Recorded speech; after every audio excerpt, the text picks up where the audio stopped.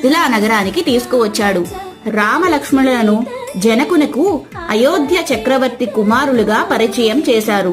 తాటకిని, సుబాహుని వధించడం, మారీచుణ్ణి తరిమి కొట్టడం వంటి కార్యాలను వర్ణించాడు విశ్వామిత్రుడు.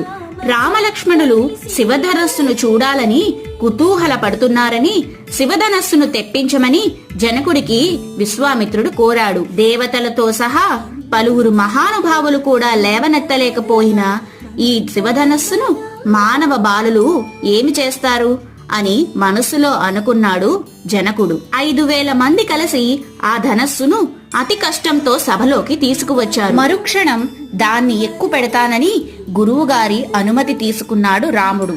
తథాస్తు అన్నాడు విశ్వామిత్రుడు.